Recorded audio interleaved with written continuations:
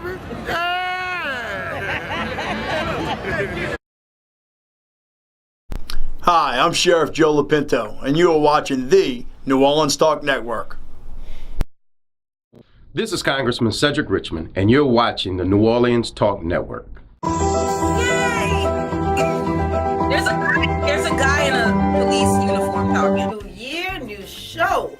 Hey, what's up, y'all? It's your girl, Dr. Rhonda M Lawson, and I'm coming back at you with the new year of Horizons with Meet the World Image Solutions. And this year, we're moving to Monday night with brand new exciting guests and engaging literary conversation. And we want our listening audience to be there with us because this is going to be a year you will not forget. Catch us every Monday night, 7 p.m., right here on the New Orleans Talk Network. And you can also reach us on the Meet the World Image Solutions Facebook page, the Meet the World Image Solutions YouTube page, and we're on Podbean, iTunes, and Google Play. So catch us every Monday night, 7 p.m. Central Standard Time. See you there.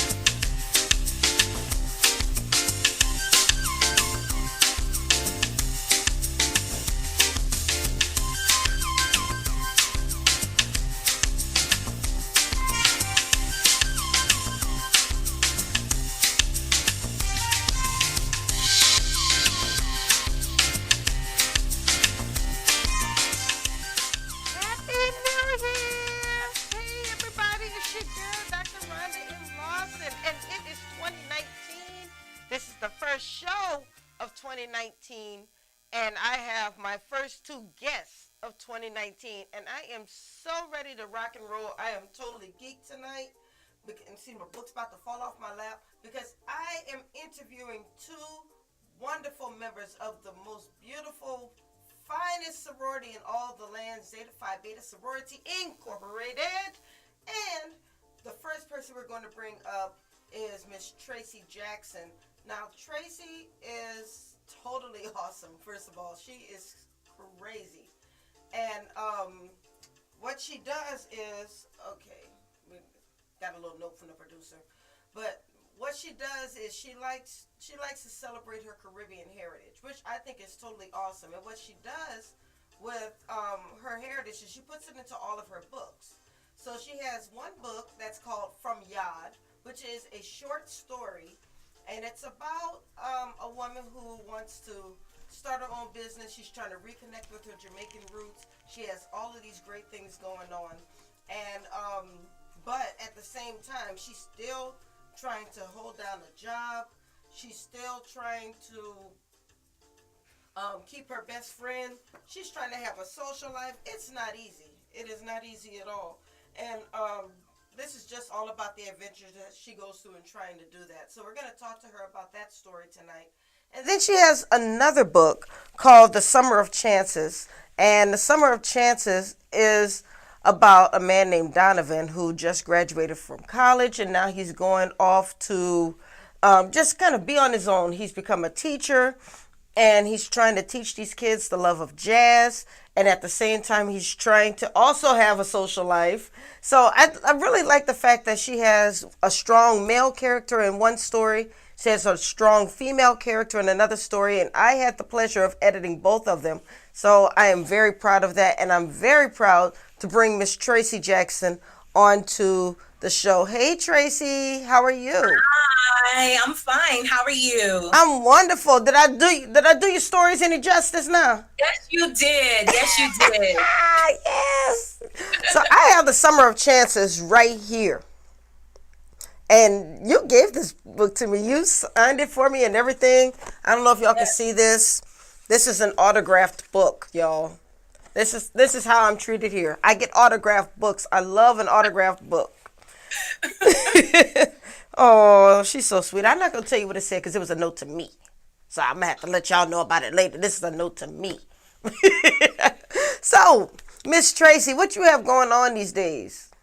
Oh, wow. Okay, so I full-time job. So sometimes I'm wondering to myself, like, what am I doing? I work 9 to 5, 5 days a week, sometimes 6 days a week, but I still find the time to actually put my ideas to pen and paper or a laptop or phone or iPad or whatever I can get my hands on as soon as something comes up.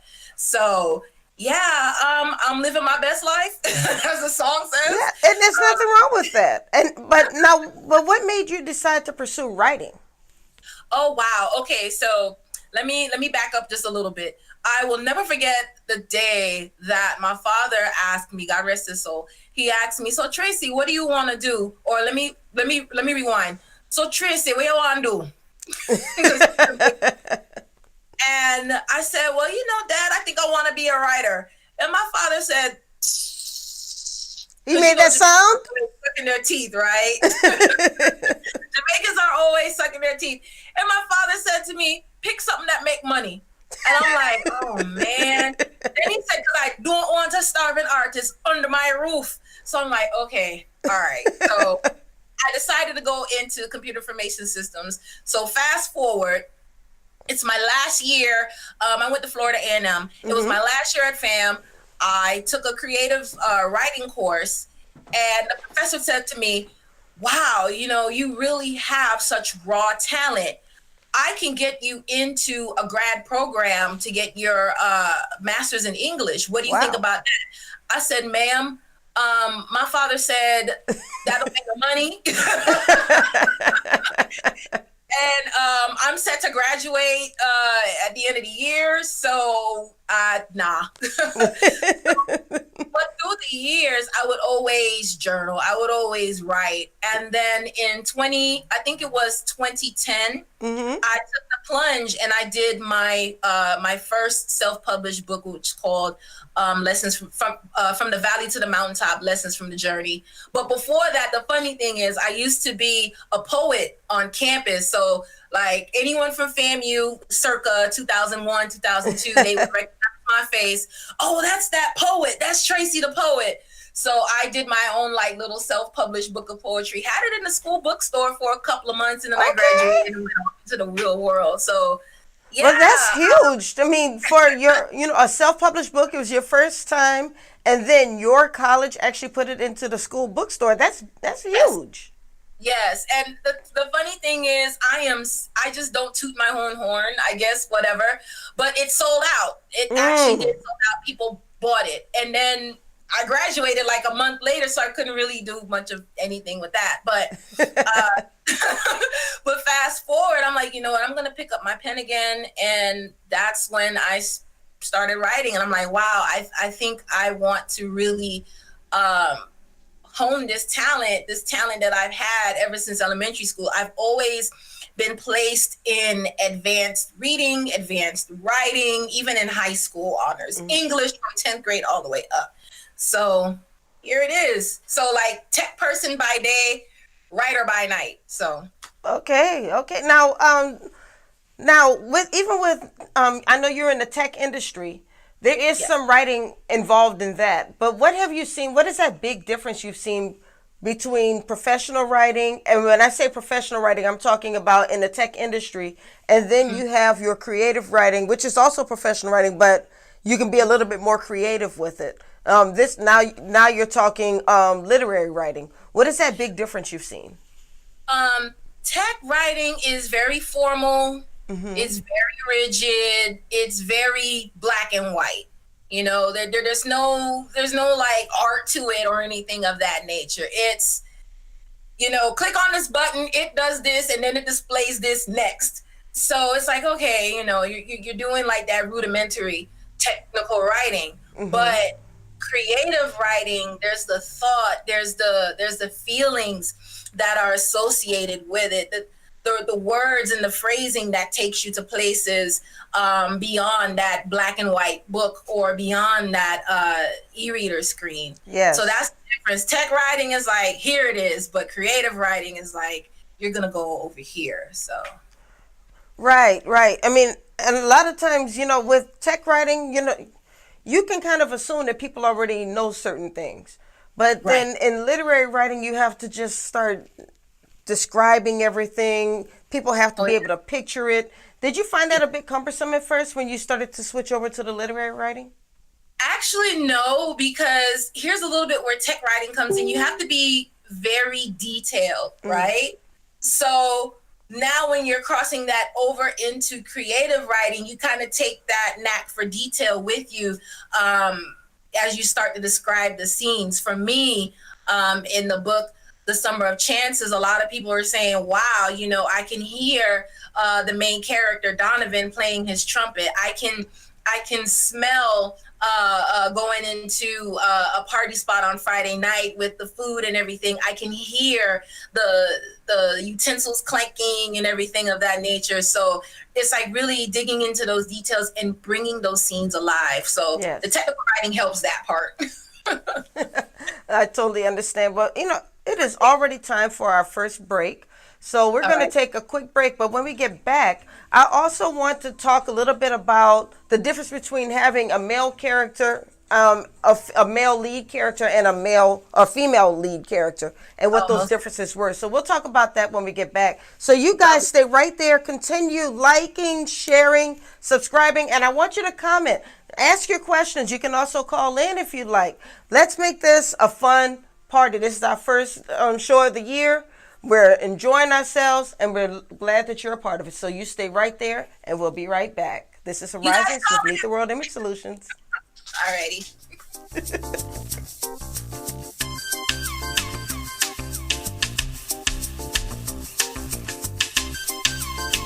New year, new show.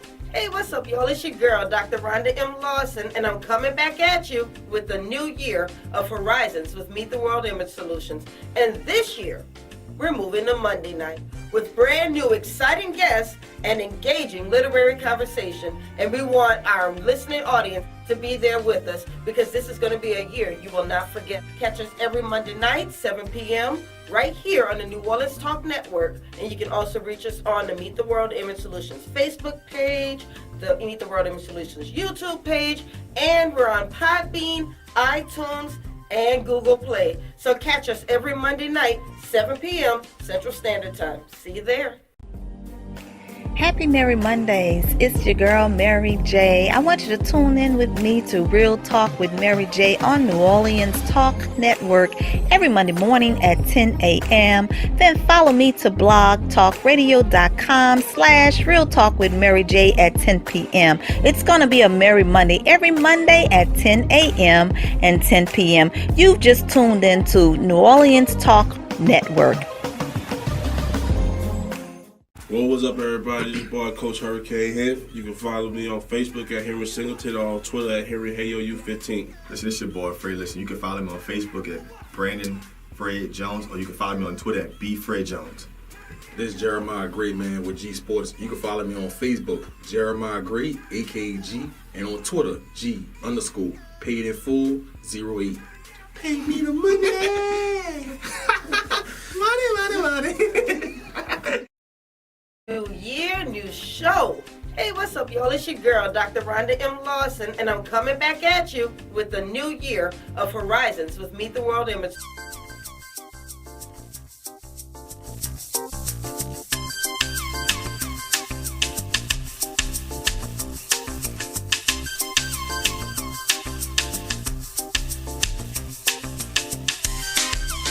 Here talking with author Tracey Jackson. She has just told us that she is not new to this. She is true to this. She has a short story from Yad. She has a longer novel, The Summer of Chances. She actually published her first poetry book when she was still in college, and the college bookstore sold it and happened to sell out. So she knows what she's doing in this game. So I was just about to ask her what it was like to have a strong male character versus having a strong female character. So Tracey, can you tell us a little bit about that?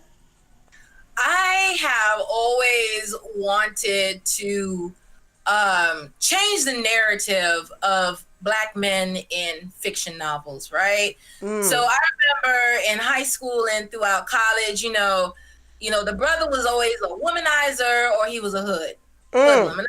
okay, I really, really, really want to change that. Yes. And fortunately, I have a lot of good guy friends, a lot of good guy associates, frat brothers, also from, my days at A&M, FAMU to be exact, and just even coworkers. And I'm like, what about their stories? Their stories need to be told. These are some really good, straight up, stand up guys that are really doing great things. So I'm like, all right, well, why don't I write a lead character that's just trying to find his way?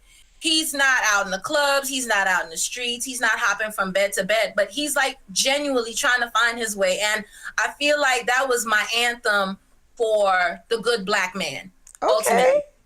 I always wanted to do it. I always thought about my good guy friends and my good guy associates who are awesome. And I'm like, well, let me just culminate all of them into this one character named Donovan Jordan, who is a band director in fictional South Florida at a high school. So, and being that I am an alumni member of the Marching 100, I'm like, well, they remind me of some of my freshman brothers who decided to be band directors. So I kind of took a culmination of all the great guys that I know, and then of course music that I've always been exposed to, and built this wonderful male character in this story of brotherhood within the novel. So it was easy, I want to say, to write about Donovan because I wanted that good black male to be portrayed in the book. Okay, but now you had to think from a man's point of view. So how do you think from a man's point of view? Did you have to call a lot of your guy friends and your frat brothers and your cousins and brothers and everybody else? It was easy because I've always been around guys, right? In a good way. Okay. I'm glad you put that in there. I had to. Being that I played trumpet in middle school and then French horn in high school, brass sections are heavily male dominated, right? So it's me and maybe like three other girls, right? And then we're just listening to the guys talk. We're just looking at their mannerisms. So it was just easy. I was like put right in the middle of all of that male energy. And I'm there like, wow, okay, that's what they talk about. That's what they say. That's what they talk about. And then bridging that into college at FAMU, once again, I was in a male-dominated section, the brass section, of course, and just listening to the guys talk, I'm like, oh, that's what they say when they go to, that's how they do that. And from there, a lot of my freshman brothers from Fall 97 and a lot of my classmates, a lot of guys from, I was a part of Sisters and then the brother organization, Progressive Black Men, and then of course Zeta, and then Sigma. So I was always around these guys, and I'm just there listening and picking up on certain things, and it was just so easy to take that and spin that into the story of Donovan Jordan. And you did it very well. I told you I was reading, and there were some parts I loved Donovan, some parts I just wanted to punch him. So yeah. Sometimes you just want to. So what do you plan to do with these stories? You have your full-length novel out and you have your short story. So what are you planning to do? That is a good question. Matter of fact, on the ride home from work today, my best friend, we were talking, and I said, you know what, the goal for this year is I'm going to go home and think about it.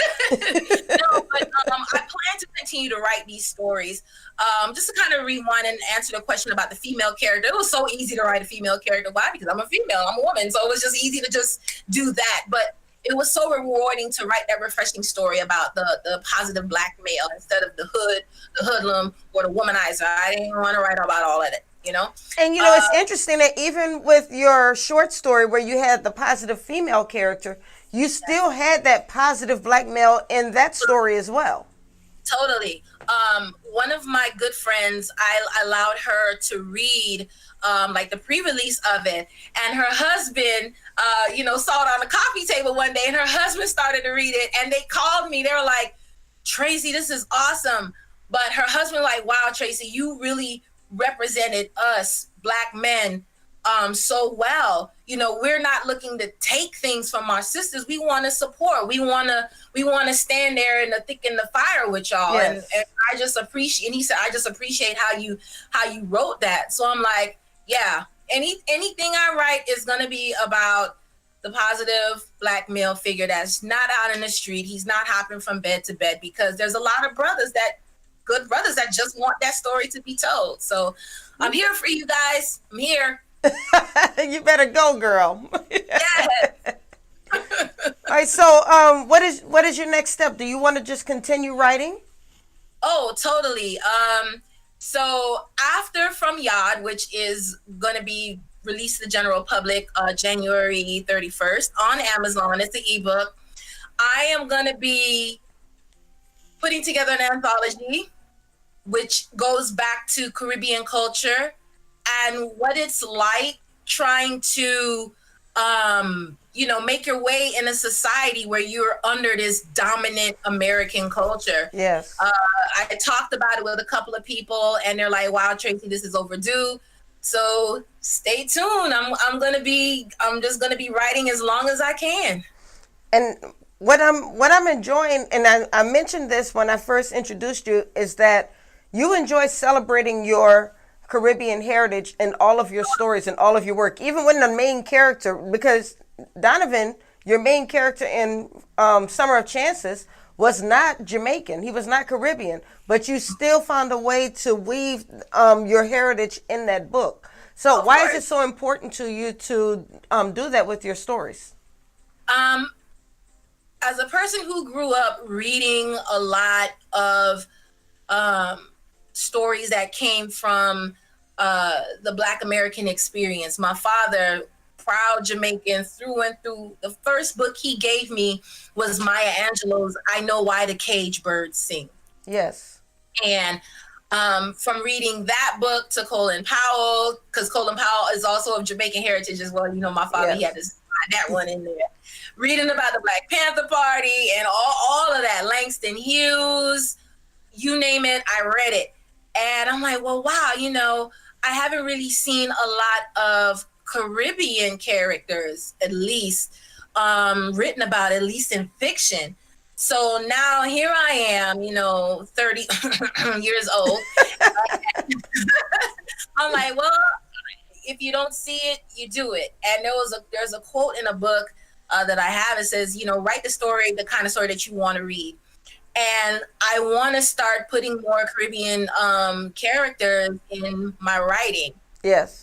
So it's just really important to me. I think it's our time to really, really be in the books now. That's awesome. I mean, and I celebrate anybody who puts their heritage in a positive light and continues to celebrate it. It helps people to learn more about it. And as you know, my boyfriend is Jamaican, so I was trying to read to him the parts that were in patois. He laughed at me, of course, but I think he appreciated the fact that I tried. He was probably like, if you don't put the book down. I was like, babe. I said, look, I'm about to read this part. Tell me how it sounds. And he just started laughing. But you know what, though? At least I tried. I was learning some things. I am glad, and I'm probably sure he got a kick out of the whole process, too. Well, my stepmother and my stepsister are also Jamaican, so I think I'm going to read some parts to them and see if they laugh at me, too. But they probably will. and then tell me all about it, because I want to know. Well, I can't believe it. Our segment is up already. I really enjoyed talking with you. And I want to officially, publicly, I want to welcome you to the MTW family. I am so stoked that you are now an MTW client. We're going to do great things together. I'm already working on some things, so you're going to be hearing from me pretty soon. We're going to get this book out there. So if you have not already done so, go to Amazon.com. I see you with your little mohawk going on. Go to Amazon.com. What's your website?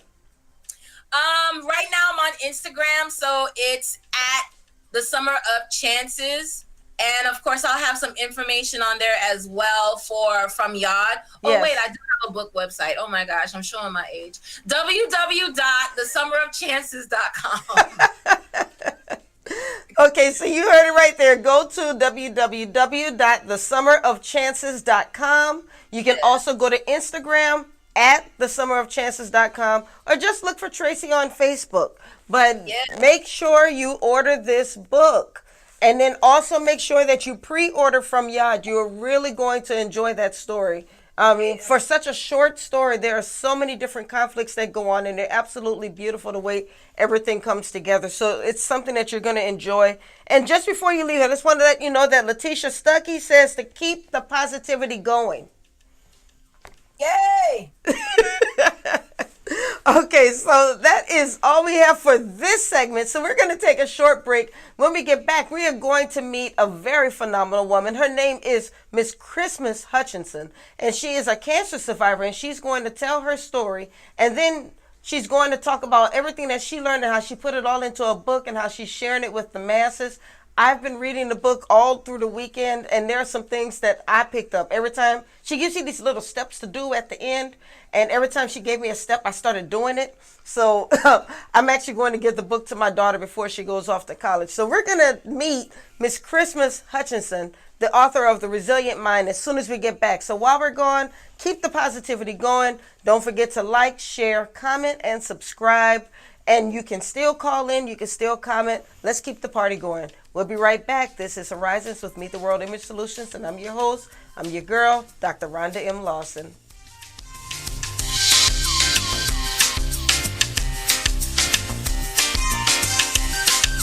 New year, new show. Hey, what's up, y'all? It's your girl, Dr. Rhonda M Lawson, and I'm coming back at you with the new year of Horizons with Meet the World Image Solutions. And this year, we're moving to Monday night with brand new exciting guests and engaging literary conversation. And we want our listening audience to be there with us because this is going to be a year you will not forget. Catch us every Monday night, 7 p.m., right here on the New Orleans Talk Network. And you can also reach us on the Meet the World Image Solutions Facebook page, the Meet the World Image Solutions YouTube page, and we're on Podbean, iTunes, and Google Play. So catch us every Monday night, 7 p.m. Central Standard Time. See you there. What it do, y'all? It's DJ Slick Daddy from the Liveline, here to tell you about the hottest bar on the West Bank, After Dark Sports Bar, 419 LaPelco Boulevard in Gretna. Come check us out on Monday for steak and oyster night. Thursday, free seafood night. Friday, 3-for-1 happy hour. Saturdays, ladies night, and always open for parties. And then Sunday, Saint Sunday, Oldie but Goodie Sunday. Come find out what is hidden for at After Dark Sports Bar, 419 LaPelco Boulevard in Gretna. Doors open at 6, 12 p.m. on Sundays. After Dark is a non-smoking atmosphere. Hey yo, what's up? It's your boy DJ Slick Daddy. This DJ Slick 514. And of course, I'm your girl, Black Coco. Tune into the Liveline, New Orleans Talk Network, every Tuesday, 7 to 8:30 with all the trending topics. And you can also check out my mix, DJ Slick Mix Club 1 and 2. And of course, check out Coco's Sex Tips of the Week. And hashtag TTBF. That's that bullshit. It's the Liveline, New Orleans Talk Network, Tuesday, 7 to 8:30. We're always live. Let's go. New year, new show. Hey, what's up, y'all? It's your girl, Dr. Rhonda M Lawson, and I'm coming back at you with the new year of Horizons with Meet the World Image Solutions. And this year, we're moving to Monday night with brand new exciting guests and engaging literary conversation. And we want our listening audience.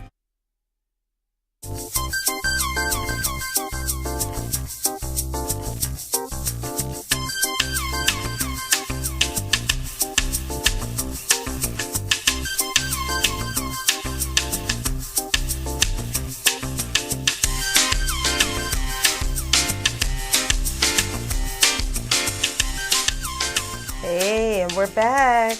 This is your girl, Dr. Rhonda M Lawson, and I am about to bring on Miss Christmas Hutchinson. And I don't even know if Christmas remembers, but we actually had started working together a few years ago. We were putting together a mentoring program for our sorority. And we started working together, and I was like, I like Christmas. She is so sweet.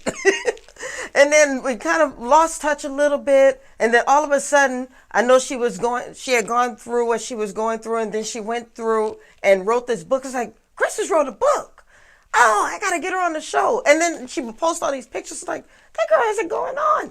I've got to get her on the show. So finally, I was able to get her on the show. So I want to welcome my soror, this strong, phenomenal woman, Miss Christmas Hutchinson. Hey, Christmas.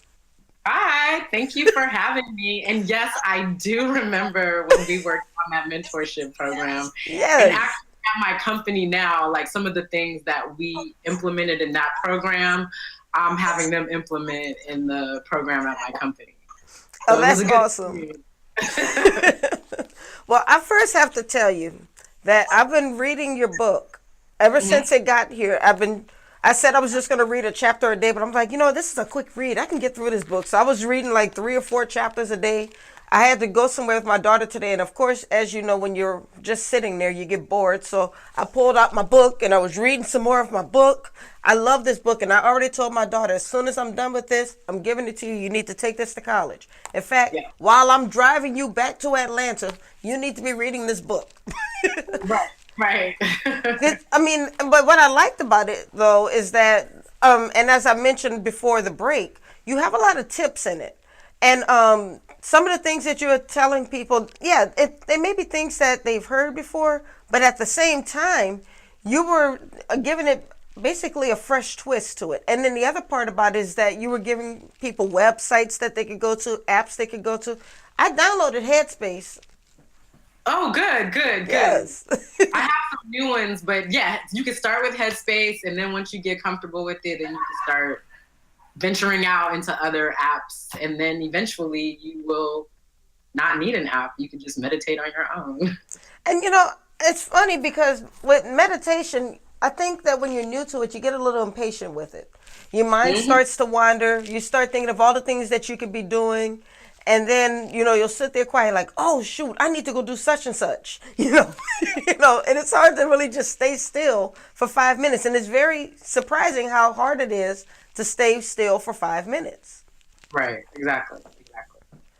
So what made you decide to write this book?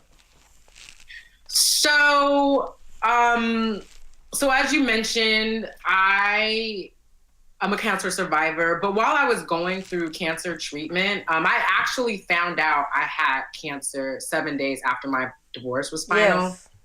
So I was having to deal with those two things at the same time. And then to add insult to injury, I also was just passed over for promotion a couple months earlier at work.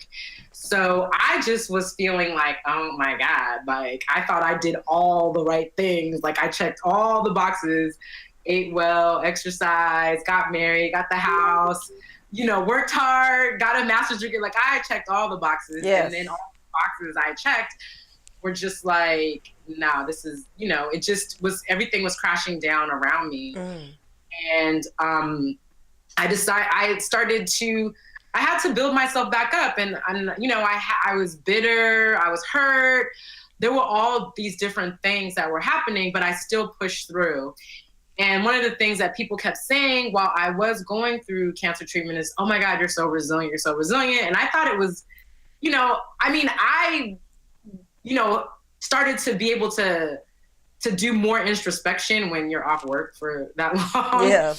And I was resilient before, but I feel like going through those things, I was able to do more reflection and more introspection and find out that there are things that I could have been doing better and that I figured out, like expressing gratitude, which I'll talk a little bit more about my book.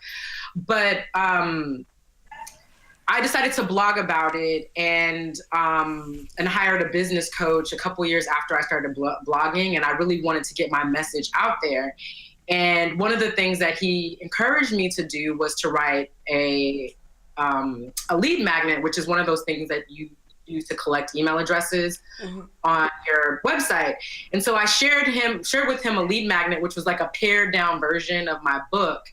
And he's like, you know what, you have a book. And everybody had been asking me to write a book. And I said, really? I have a book in me? And he's like, yeah, turn it into a book.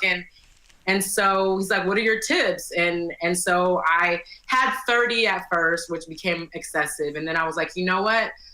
My goal for this book is people to be able to read it quickly, people to be able to pick it up and be able to get through a chapter.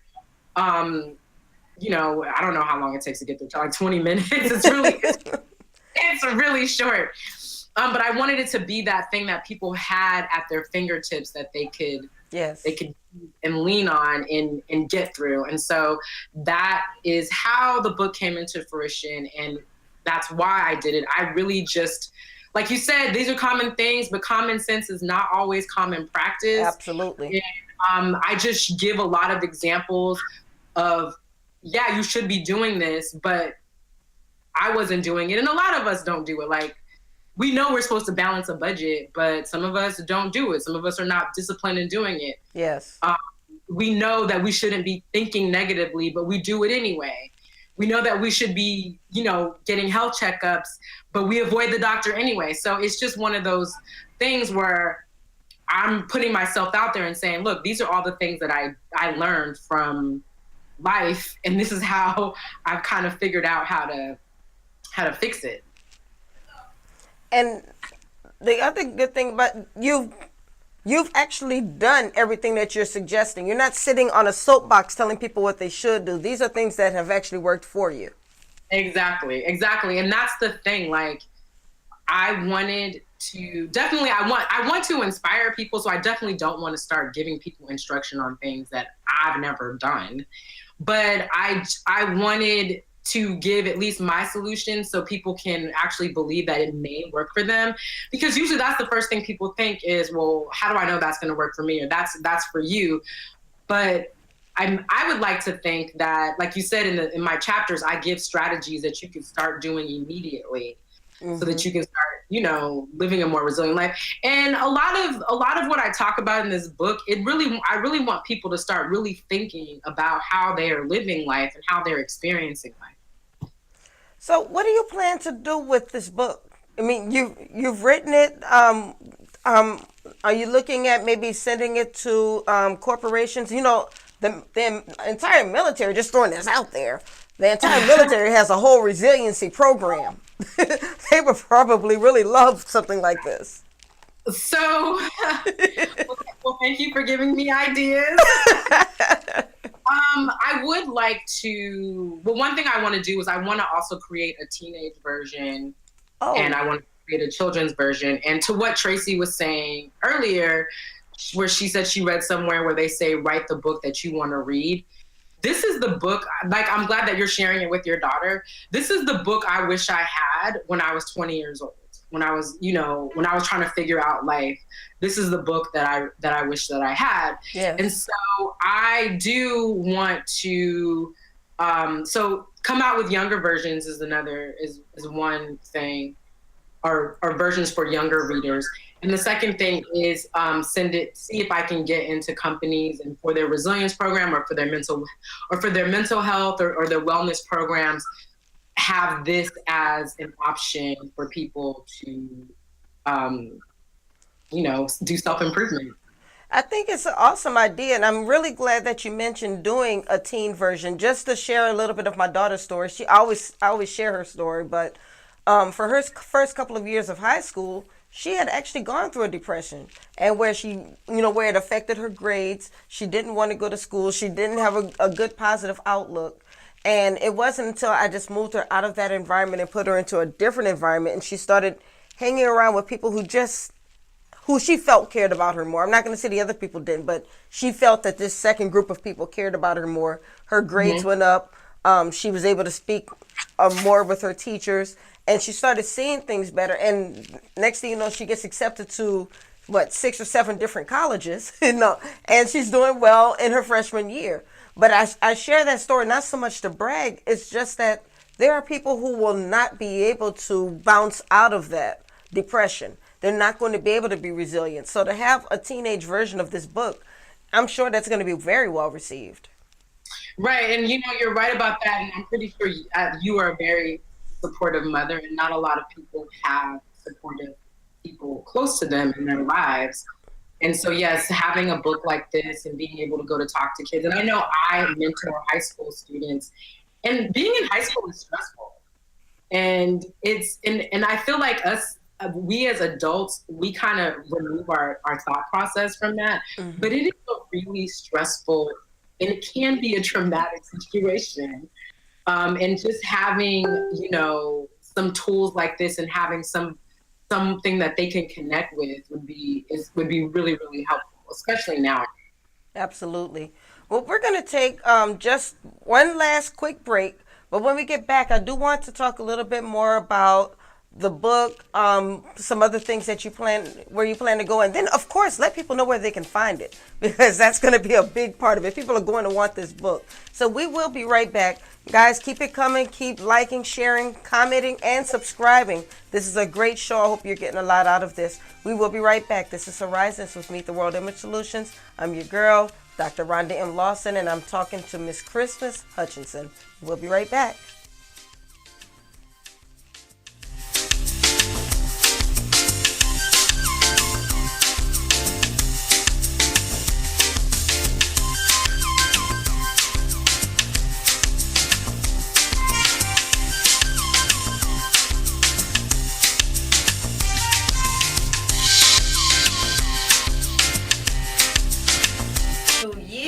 Show.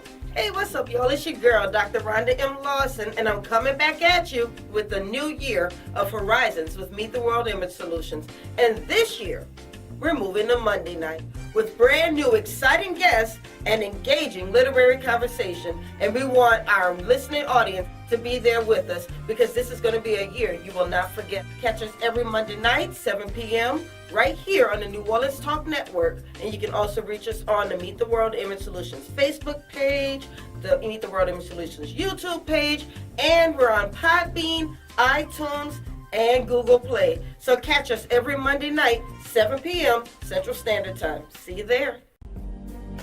Happy Merry Mondays. It's your girl, Mary J. I want you to tune in with me to Real Talk with Mary J on New Orleans Talk Network every Monday morning at 10 a.m. Then follow me to blogtalkradio.com/Real Talk with Mary J at 10 p.m. It's going to be a Merry Monday every Monday at 10 a.m.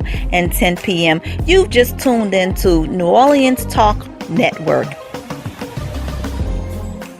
Well, what's up, everybody? This boy, Coach Hurricane here. You can follow me on Facebook at Henry Singleton or on Twitter at HenryHayoU15. Listen, this is your boy, Fred. Listen, you can follow me on Facebook at Brandon Fred Jones, or you can follow me on Twitter at BFredJones. This is Jeremiah Gray, man, with G Sports. You can follow me on Facebook, Jeremiah Gray, AKG, and on Twitter, G_paid in full 08. Pay me the money! money.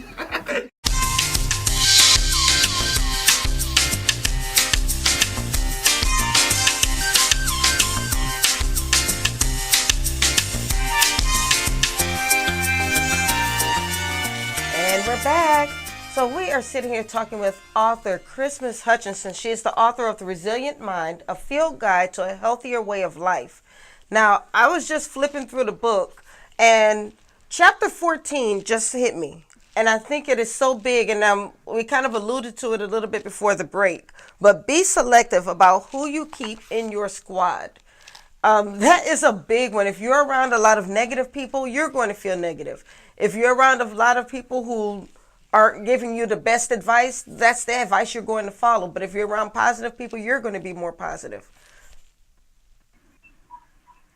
And so, are you there? Uh-oh. Can you see me? Christmas? I'm here. Oh, okay. I'm sorry. I thought we had a sound issue. So yeah, okay. I wanted to talk with you a bit about that, about chapter 14, about being selective about who you keep in your squad. Where were you going with that? I haven't read this chapter yet. So I was actually going the direction that you were mentioning, and in this chapter, I talk about how there are people who you want to surround yourself with for whatever season you are in your life. So, for example, I talk about when I was in grad school, I kind of had to shed not shed, but at least like remove myself from my immediate crew who I was hanging with. And my new squad at the time was my business school classmates, and I was always with them. Same thing with my health and fitness. I joined CrossFit early last year, and there's a group of us who do CrossFit together. And so my point of saying this is that you always hear the quote, you are the average of the 5 people that you're around the most. If you're trying to elevate yourself, you have to be around people who are supporting you, people who will hold you accountable. I mean, when I was writing my book, people were like, where are we on this book? You know what I mean? They were asking me. They weren't the kind of people who were like, oh yeah, right, you gonna write a book? You know, they weren't doing all that kind of stuff. You know what I mean? You know how you have some people who are not supportive, and just because they, can't do something, they think you can't. And so basically, I believe, and in my experience, when I've leveled up on the people that I keep in my inner circle, I've leveled up in life. And so if you're wondering why you're being held back or why things are not happening for you, you got to take a look around you and see who you have sitting at your table. They may not be supportive. Absolutely. Because I will tell you, I probably would not have finished my doctorate if I didn't have people who were kicking me in the butt, messaging me on Facebook saying, where are you? Why aren't you writing? I had one who said, okay, look, I'm almost at the end of mine. I know you're at the end of yours. Let's work together. Let's get this done. It felt a lot better than somebody saying, oh, I knew you weren't going to do it, or, something like that, Or you're going to class already, or, just making you feel guilty about you improving yourself. Exactly. Doing what you want to do. You're absolutely right. Now, another thing that struck me in your book, there were a couple of things, actually. One where you talked about you were always busy, but the things that you were doing weren't really, they weren't adding to your life. They weren't helping you to get to that next level. You were just busy. So basically you were just doing stuff. Right. So, this is something that I talk about a lot. We always are like, when you talk to your friends, what you doing, girl? Girl, I'm busy. What are you busy doing? And so I used to be busy volunteering for everything. I would be on everybody's committee. I would be at church. I would be this in Zeta. I would be this at school. Like, I was always doing things.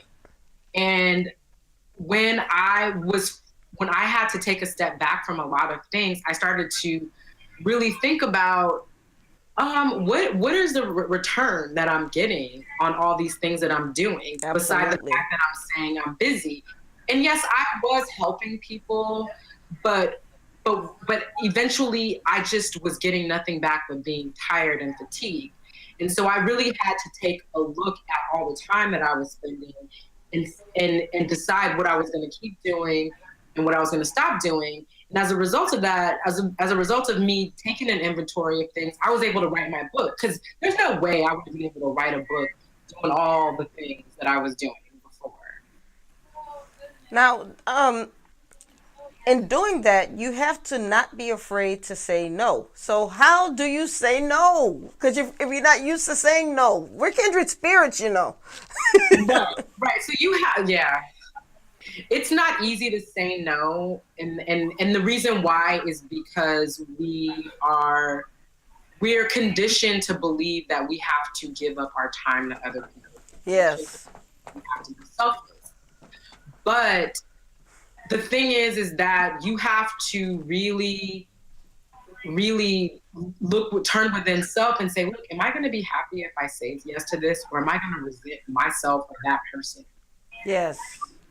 Even ask, and the person will be hurt, or the group will maybe hurt that you said no, but it is well documented the most successful people are very good at saying no, because you cannot do it all.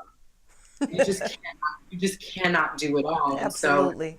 So it becomes a thought of my health and well-being versus your happiness, because we're all going through life where everybody is negotiating our time. And so we have to be in control of who we want to give our time to. Absolutely, absolutely.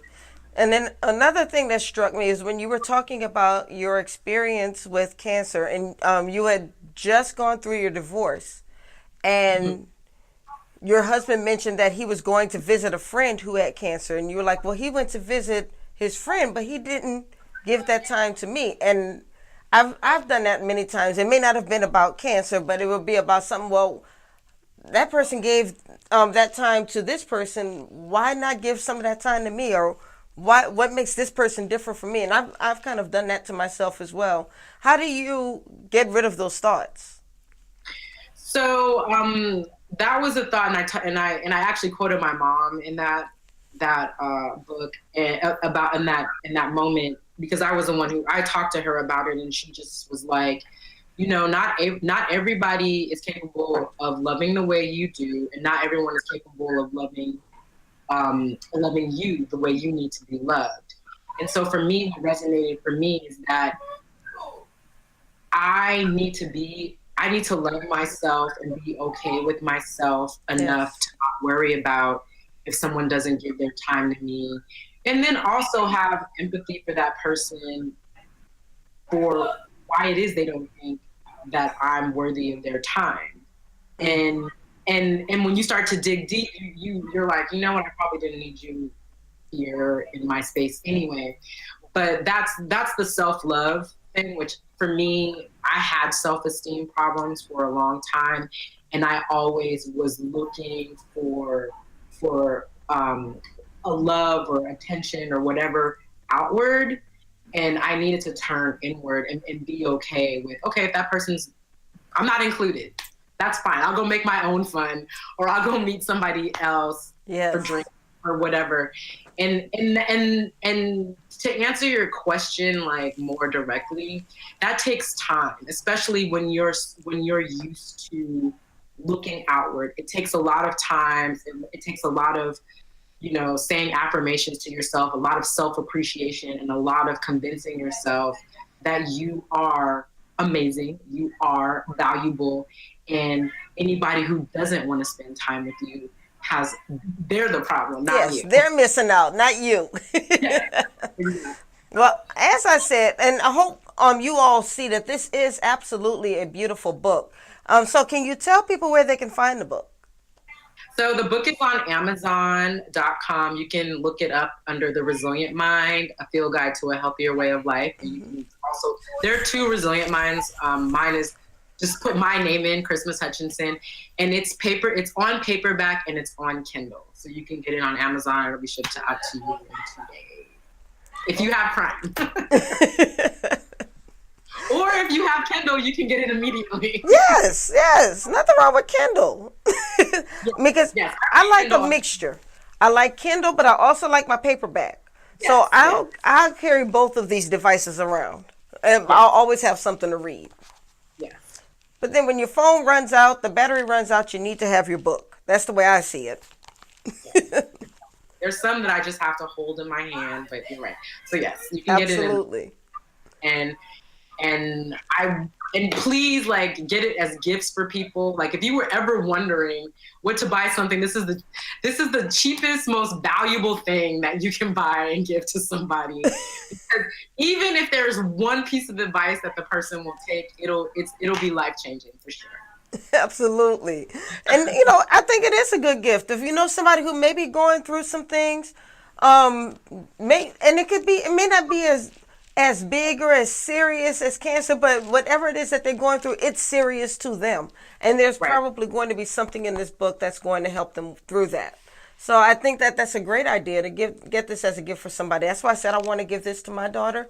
I hope she gives it to her roommate or another good friend when she's done with it. But then I don't want this book to get passed around. I want you guys to go ahead and just buy the book and support this beautiful woman right here on the screen. And review it, please.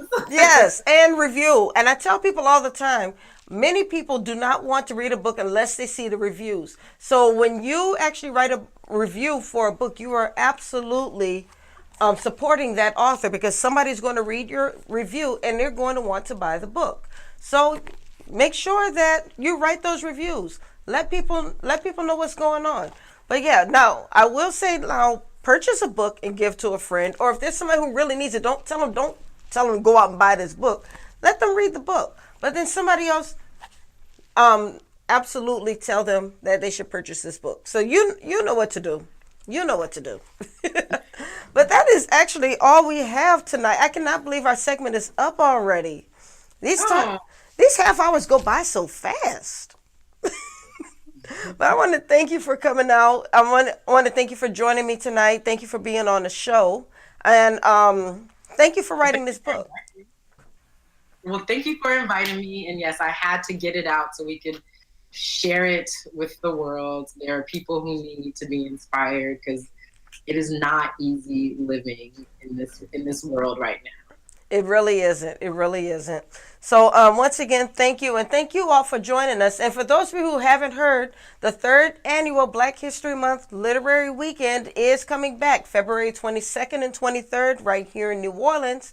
We only have about 2 or 3 more, well, not even that, if these people get their applications back. If they get their applications back, our slots will be filled. Only have about 2 or 3 more, well, not even that, if these people get So we want you to be a part of this weekend. We are going to have, as usual, our school visits. We're going to go into the schools, talk with the students. We did that for the last 2 years, and the students absolutely enjoyed themselves. At least I think they did, because they were all taking pictures with the authors. I saw some of them actually reading books.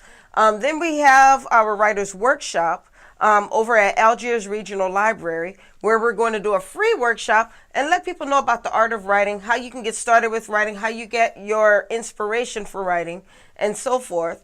And then the next day, on the 23rd, we will have a literary jazz brunch. We're going to have live music. We're going to have our featured authors. We're going to award our essay contest winners, our 8th and 9th grade essay contest winners. So if you know an 8th or a 9th grader who wants some money and they're a good writer, have them take part in this essay contest. The essay, it will be available on the Meet the World Image Solutions Facebook page, as well as on the Meet the World Image Solutions website, www.mtwimagesolutions.com. And if that doesn't work, just contact me, 504-505-5894, and we will get you that information.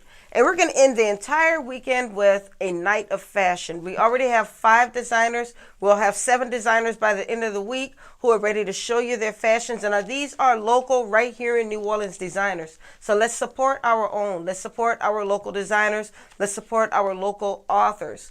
If you have not seen this event, then you are missing out. You really need to see this event, be a part of this event, because it is absolutely an amazing time. So that is all we have tonight. So I hope to see you again next week. Next week, we're going to have 2 comedians. For those of you who are in the Facebook world, you may have heard of Christopher Columbus. He is absolutely hilarious. He is going to be here next week, and he's going to be here with another one of my sorors. Yes, this is a blue and white type thing. Christopher Columbus is our frat brother, and then he's going to bring in another one of our sorors, and we're going to have a good time. So it's going to be one of our funniest nights of the year, so I want you to be there. So that is all we have tonight. Thank you once again to Christmas Hutchinson. Thank you to Tracy Jackson. Wonderful show. Absolutely amazing information. And make sure you get out and support both of these wonderful authors. We will see you next week. This is Horizons with Meet the World Image Solutions. I'm your girl, Dr. Rhonda M Lawson. See you next week.